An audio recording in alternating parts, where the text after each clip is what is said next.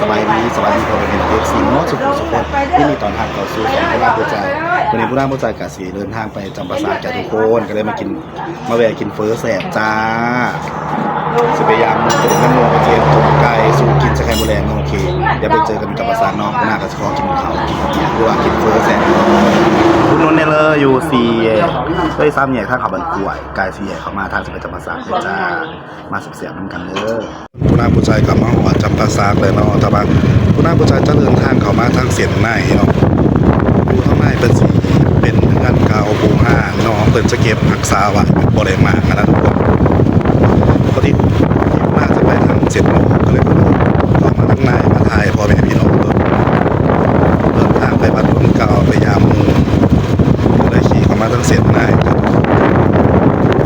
แบบเก่าแบบร้ายแล้วประกาศเสียมาเห็นเป็นคาเฟ่หรือว่าเป็นบ่อไทยหักษาไว้นะทุกคนเสียนใน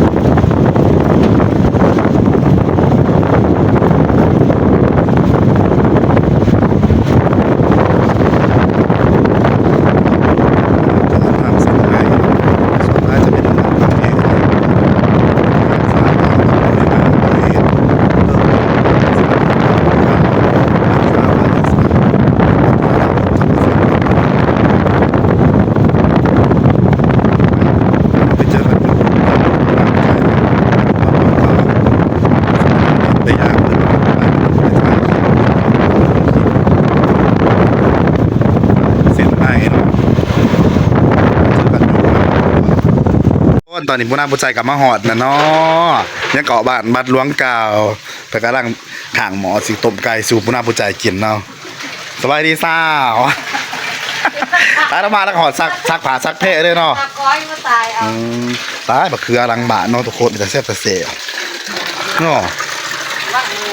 กินกับป่นเด้บักคือคืนตะบันนี่เขาใส่อันนั้นเนาะสมประจอมนี่ตายมันหน่วยเรืองแต่ว่าก็ยังกินหลายตายผลมะเขือคืนพี่น้องใส่สมประจอมเสียบแล้วหันก็ตำปนเนาะล้างบุงล้างหมาเป็นน้องไปตะยูตะเหรียญด้วยพี่น้องแต่อยากมีแฟนอยู่จำปาสักเลยอยากเที่ยวมาหรูๆลูกหมูใส่ล้างหมาบอกพาไปถ่ายเนี่ยเด้อตอนนี้ก็นั่งต้มน้ำห่อเนาะสิขาไก่กินตัวหนึ่งตายสวนผักเรา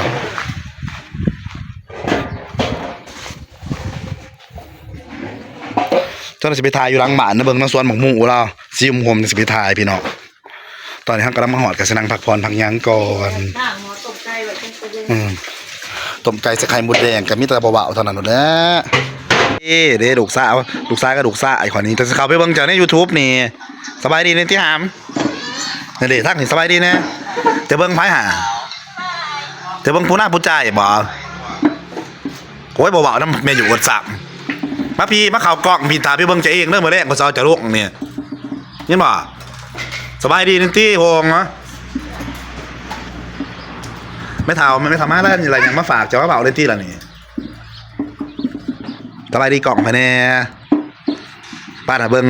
ไม่อยู่ขมือแล้วฮะระวังตุ๊กเยอะมาห่อเลยน้องพี่น้องเป็นกระสือร่างต้มไก่บรรยากาศมาพี่มาเบาในตี้มาเบาในกล่องเห็นมาจะซื้อย่างนี่เขาจะถามตัวนี้จะซื้อย่างหันมาพี่ไปเลยผมโอ้ปืนสามารถยิงไปหน้าให้น้องยิงมาหันไปเบิ่งตัวเองกันเด้อในคลิปแล้วนี่เด้อมาเห็นส่วนหลังบ้านนะเนาะแล้วมีน้องสาเด้อทั้งหลังแล้วก็มีส่วนของหมูจ้า ว่าจะเป็นวายฐานนะเจ้เพื่อเขาทั้งไรล่ะครับ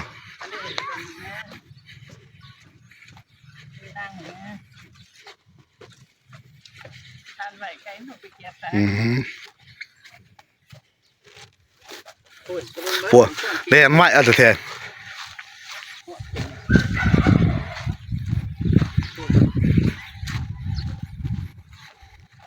แสดงว่าท่านนอนเวทมา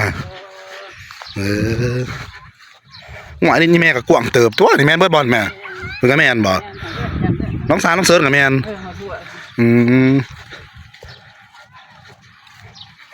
เดี๋ยวสวนผักเราทุกคนสวนแตงโมเดี๋ยวหน่อยอุรุอุระอยู่คนปลูกเพราะได้เก็บกินนะแม่เนาะมะม่วงอย่างก็หน่วยใหญ่อยู่ไหนพุ่นน่ะมะม่วงธรรมศาสตร์เด้อพี่น้องบริสีดบานสีดยาบางเนี่ยนี่จินตลาพ่อแม่เด้อมะม่วงอย่างนี้จินตลาผู้ราชจ้าผลน้ำบางใหญ่นึงสวนแตงโมนะเนาะทุกคน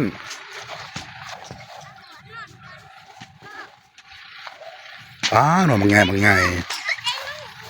ใส่แตงโมไผ่นี่ตายหลายเติบเลยนี่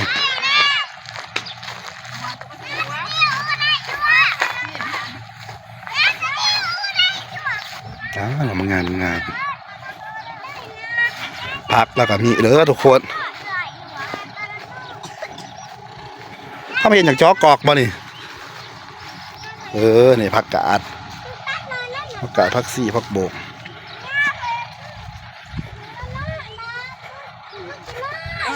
สวัสดีน้องสาสองไงเนาะสบายดีในที่นี่สบายดีกล่องในที่นี่สบายดีแน่แต่จะข่าวไปเบิ่งจะเองแค่ใน YouTube หานะจะสบายดีในที่สบายดีบางทีจะมาอย่างไซส์ซ้อนหมองมุ่งเขาบ่พาไม่โยดไปหรอกบางซ้อนหมองมุ่งแน่หมองมุ่งก็หลายเนาะ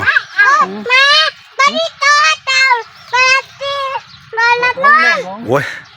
น้องบกบ่เดี๋ยวน้องไม่นอมีอยู่แต่ป่าป่าสิหาตัวบ่ใส่บักม่วงพาเข้าไปบักม่วงเลยฮามไปใส่เกลือพันมาใส่ซอสบักม่วงจะพาเข้าไปแน่ใส่น้อยบักม่วงฮะแต่จะไปใส่นี่ไปสิได้ปฏิภาคไปบักม่วงเนี่ยไปที่ใส่บักม่วงใส่แต่บักม่วงพาเข้าไปแน่ใส่เบิ่งหันผ้าเบิ่งบักม่วงเบิ่งหันเดี๋ยวบักม่วงเพี้ยนพี่ฮามหน่วยบักใหญ่นะพี่น้องมะม่วงนะมะม่วงไผ่นอนี่นอมะม่วงผู้ได้เบาในที่ล่ะมะม่วงงาสักชีลือป้าแหลดเขาไปไหนป้านอทุกคนนอสวนหลังบ้านนะเนาะใส่ไข่บัวแดงจ้ะทุกคนเซ่เยอะไข่บัวแดงกำลังมาใส่ที่หลังมันหนึ่งนี่เหมือนไข่เรือนต้มไก่น้องพี่น้องเซ่บเด้อแล้วก็สิก้อยไข่บัวแดงมันนี่บักโยงไม่เสียหายมาเด้อก้อยไข่มดแดงแซ่บๆจ้า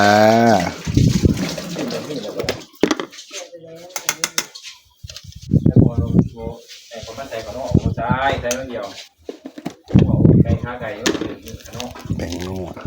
ปวด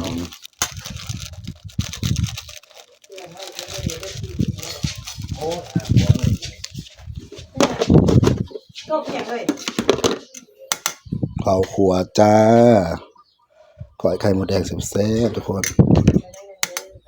ถ้าเราไปแดกข้าวสาวหอมไม่ข้าวขัวแล้วมาแซ่บๆกันเลยทุกคนก้อยไข่มดแดงสูตรปูนาปูจาอีกแล้วมันนี่แล้วก็ตบไก่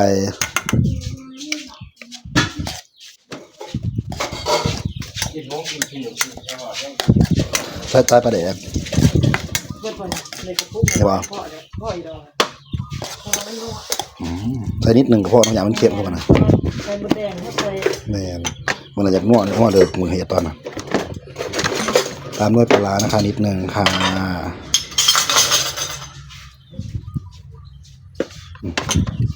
มันว่าจะเย็บเกลือลงไปหนึ่ง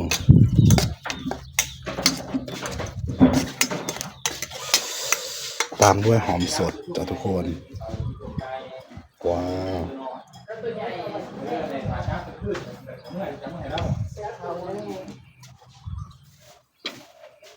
มาเสียบๆเหมือนกันเลยจ้าป้าจะเสียบเลยถ้าใส่ตู้เย็นมันก็จะคือแล้วเนาะก่อยไข่หมดแดงซีมันกันตาย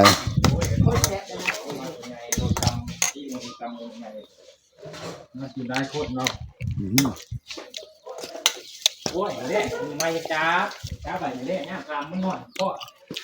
ถึงนอนข้อนี่จับ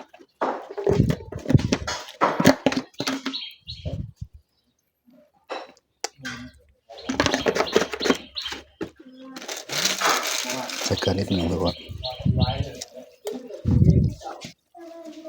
เอาเด้อทุกคนแสบๆเหมือนกันเด้อก่อยไข่หมดแดงเลยกะต้มไก่เนาะพี่น้องต้มไก่แซ่บๆเดี๋ยวเด้อจ้าต้มไก่ก่อยไข่หมดแดงแซ่บอยู่บ่ดูมันแหนฝนเกิดขอกินข้าวน้ำเอ็นทีมาเด้อทุกคนเด้อมาแซ่บๆเหมือนกันเด้อลงมือก่อนนะสาว